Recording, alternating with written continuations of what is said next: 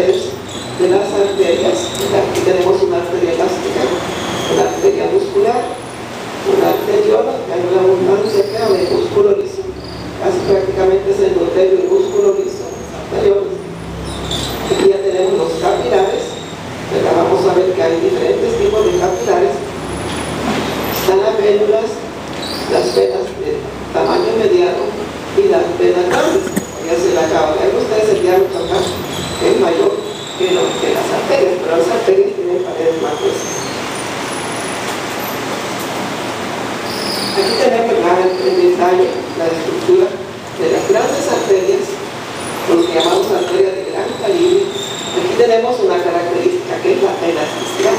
Hemos dicho que en estas vasos es abundante el tejido elástico. Entonces son vasos elásticos que permiten darles estas características. Por un lado se dice que tienen confianza.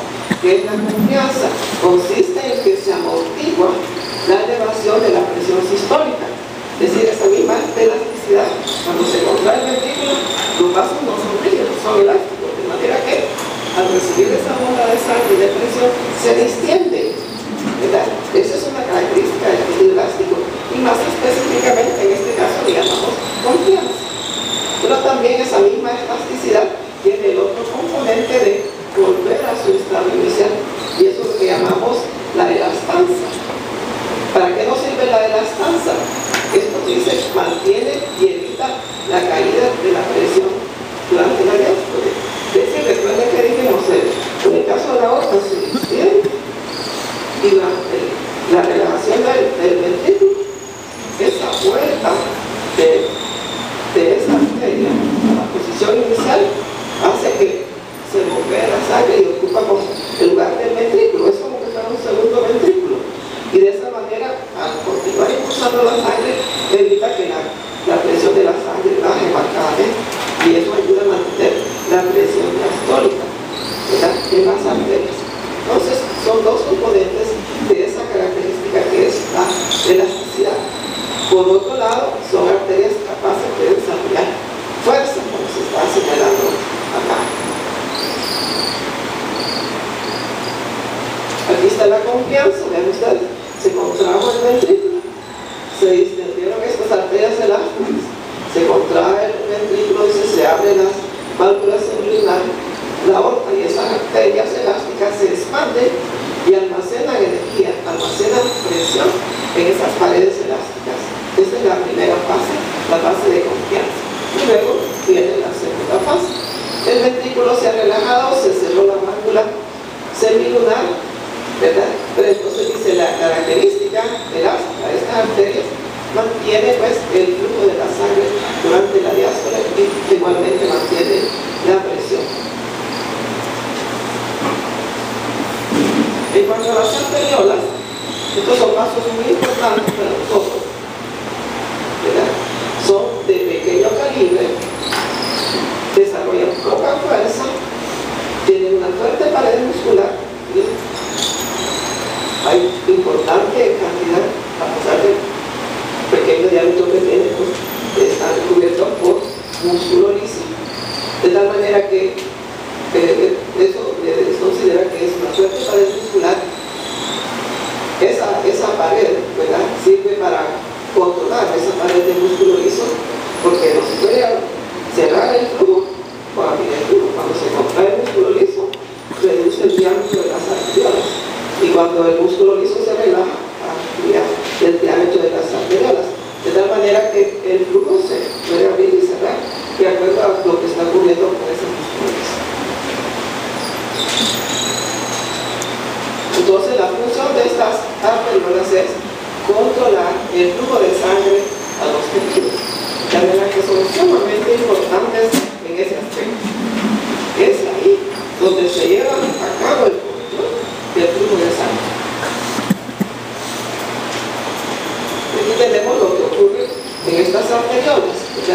Sabemos que son inervadas por el sistema nervioso simpático. Aquí tenemos una neurona simpática, el mediador, la noradrenalina, y en este caso recuerden que puede haber receptores alfa o receptores beta.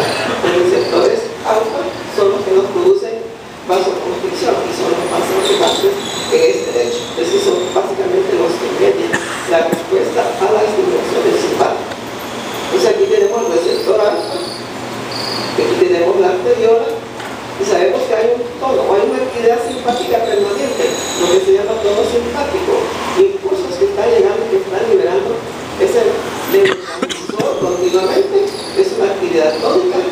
Entonces si esa actividad tónica aumenta la liberación de noradrenalina, actúa sobre estos receptores y el vaso sanguíneo se contrae.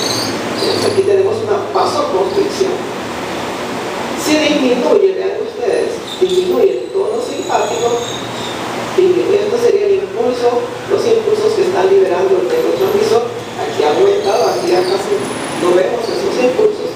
Eso se refleja en que disminuye la liberación de noradrenalina en la terminal, y entonces se le pasa el vaso sanguíneo y el vaso se relaja. Pero recordemos que hay un tono permanente, que cuando aumenta el tono, vasoconstricción. Si el tono disminuye, entonces tenemos vasodilatación.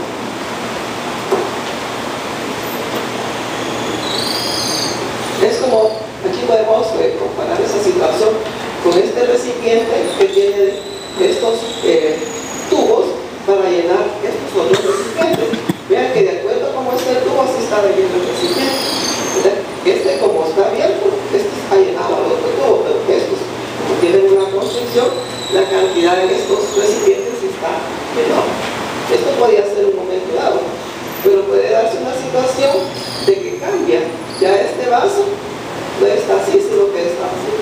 De tal manera que entonces sí se puede llenar. Entonces es lo que hace la circulación. De acuerdo a las necesidades, ¿verdad? El flujo o lo que está pasando en las arteriolas puede variar de un órgano a otro para permitir que aumente el flujo en un determinado lugar donde se está necesitando. Entonces hay un ajuste de la distribución de la sangre a los órganos que se realiza por contracción o relajación del músculo liso circular en las arteriolas. Cuando hablábamos de ejercicio gastrocardíaco llega más sangre, recuerdan a los músculos, pues ese es lo que está ocurriendo en ese momento. Hay los que están dilatados, las arteriolas, y permitan que el flujo a los músculos aumente. Y eso sacrifica a otros tejidos que tal vez en ese momento no necesitan tanto de esa circulación. Y aquí básicamente refiriéndose a la nuestra, ¿verdad?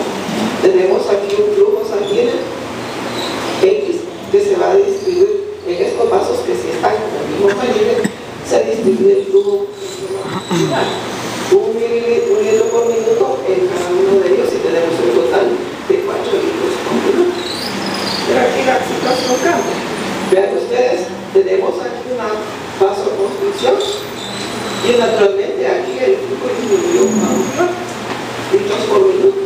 Pero eso que hizo que el resto se distribuyó a los hechos que estaban libres, de manera pues que hubo una redistribución, aunque el flujo total se mantuvo igual. De tal manera pues que el flujo sanguíneo cambia de acuerdo a las necesidades. Veamos, esta persona está viendo televisión, ¿verdad? Aquí tenemos el flujo a las piernas, básicamente se considera que está dividido, pero eso lo comparamos con esta persona que está tomando fútbol, ¿verdad? Entonces vemos que el flujo a las piernas aumenta cuando hay ejercicio, pero disminuye el flujo al tubo digestivo, como lo está mostrando en esta oportunidad. Entonces las arteriolas desvían el flujo sanguíneo con los cambios en velocidad.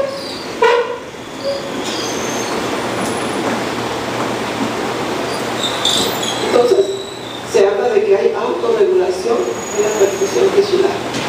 Por ejemplo, si disminuye la presión sanguínea en un órgano determinado, ya disminuye la presión arterial, disminuye el flujo de sangre, va a haber un déficit de oxígeno, va a haber acumulación de metabolitos, va a haber menos estrechamiento de la pared vascular en ese órgano. Sabemos que si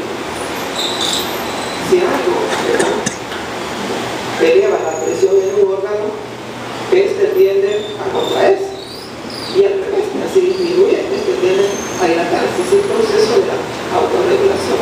Pero entonces todos estos estímulos producen una dilatación arteriolar en ese órgano y una restauración, o sea, un intento pues, de restauración del flujo sanguíneo a ese órgano en particular. Entonces lo que estamos diciendo es que hay mecanismos de autorregulación para modificar el diámetro de las arteriolas cuando hay un déficit de llegada de sangre a un tejido determinado, con la idea de proteger la integridad de ese tejido. Es una respuesta compensadora, tratando de mantener el flujo sanguíneo. Veamos que lo que ocurre en los capilares. Este es el único sitio de intercambio entre la sangre y los tejidos. Constan solo del endotelio y membrana basal y presentan una gran área de superficie, 6.300 metros cuadrados. Tenemos básicamente un lecho capilar conectado por un lado a la arteriola y por otro lado a la vena. Y ven ustedes que la sangre entra rojita, ¿no? Llega rojita, pero sale azul.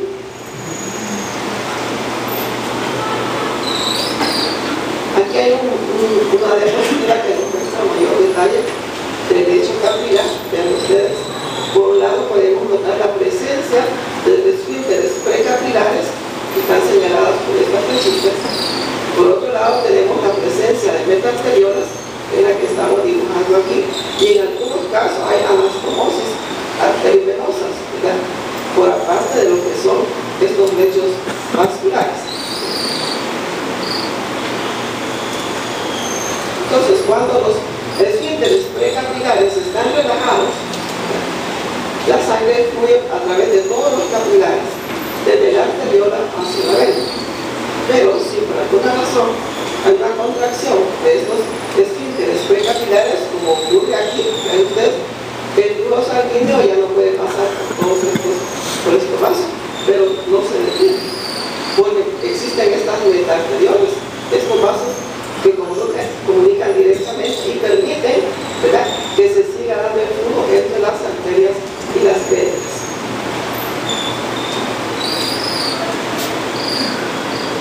Y aquí no hay la positiva, por lo que si ven ustedes, aquí en El Salvador no se ven mucho de estos tipos de indumentaria, pero en otras partes sí se ven.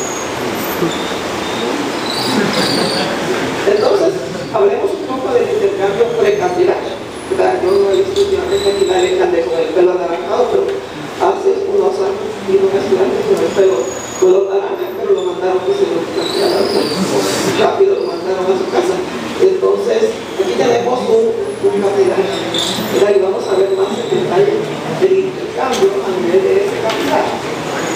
Aquí tenemos el extremo arterial, el extremo de ese capilar, y vemos que ahí van circulando cantidad de cosas en el interior. Lo interesante es qué pasa aquí, ¿verdad? Aquí se da el proceso de difusión. Ya dijimos que los nutrientes y el oxígeno pasan a los tejidos y regresan a los desechos. Hablemos pues de los capilares musculares. Entonces, lo interesante aquí es, por un lado, que la difusión es el más importante mecanismo de intercambio. Glucosa, aminoácidos, oxígeno difunden de los vasos hacia los tejidos. El CO2 y otros productos de desecho difunden desde los tejidos hacia los vasos. Pero aquí hay otra situación importante que se refiere a la presión. Ven ustedes que la presión, aquí tenemos por un lado la presión hidrostática, que depende de la presión arterial. Y por otro lado tenemos en la circulación que van circulando ahí las proteínas que nos producen una presión osmótica. La presión hidrostática tiende a sacar líquido del capilar hacia los tejidos, y la presión osmótica producida por estas proteínas tiende a atraer líquido hacia el capilar, de tal manera que lo que ocurre